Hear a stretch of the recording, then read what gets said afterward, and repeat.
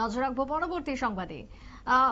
পুলিশের গাঁজা বিরোধী অভিযান ফের একবার। বিশালগড় পুলিশের এই অভিযান, যেখানে বিপুল পরিমাণে গাঁজা গাছ ধ্বংস করা হলো। পুলিশের অভিযানে প্রায় 32,000, যে হিসেব আজ বিশালগড় থানার পুলিশ দিচ্ছে, চেলিখলার পালপাড়ায় সরকারি ভূমিতে গজিয়ে ওঠা প্রায় 32,000 গাঁজা গাছ, যেটা প্রথমে কাটা হয়, তারপরে আগুন দিয়ে সেই গাছ পুড়িয়ে দেওয়া হয়।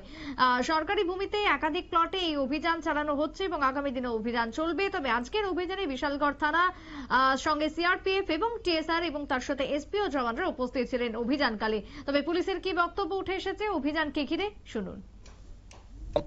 আমরা বিশালগড় থানা থেকে এসেছি। আজকে আমাদের কাছে একটা ইনফরমেশন ছিল যে চেলিখোলা পালবাড়ি এলাকাতে প্রচুর ইলিগাল গাঁজা প্ল্যান্টেশন আছে।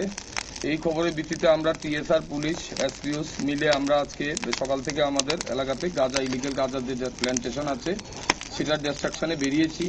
আপনারা দেখতে পাচ্ছেন সকাল থেকে আমরা এখন পর্যন্ত প্রায় 22টার মতো প্লট ডেস্ট্রয় করে প্রায় 32,000 গাঁজা গাছ আমরা ডেস্ট্রয় করেছি।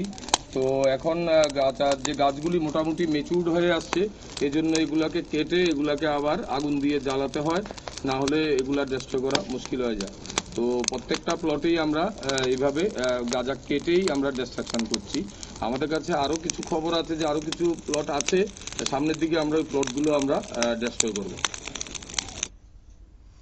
আপনারা শুনলেন যে বক্তব্য উঠে এসেছে পুলিশের পক্ষ থেকে। আজকের এই অভিযানে প্রায় 32,000 গাঁজা গাছ ধ্বংস করা হয়। 70 জন পুলিশ কর্মীরা ছিলেন। আজকের অভিযানের ভিত্তিতে, গোপন সূত্রের ভিত্তিতে এই অভিযান। গভীর থেকে গভীর জঙ্গলের ভেতরে ভূমি দখল করে চলছে এই গাঁজার চাষ। তবে কারা কারা জড়িত রয়েছে এই চাষের পেছনে, তাকে খুঁজে বের করা এবং সেই চাষকে ধ্বংস করা, একেবারে গোড়া থেকে যাকে নির্মূল করা, এবং তার সাথে যারা যারা জড়িত রয়েছে প্রত্যেককে গ্রেপ্তার করা এবং উপযুক্ত শাস্তি প্রদান করা, এই দাবি এখন উঠতে শুরু করেছে সমাজের প্রত্যেকটা অংশ থেকে। ছোট্ট বিরতির পর ফিরছি, সঙ্গে থাকুন।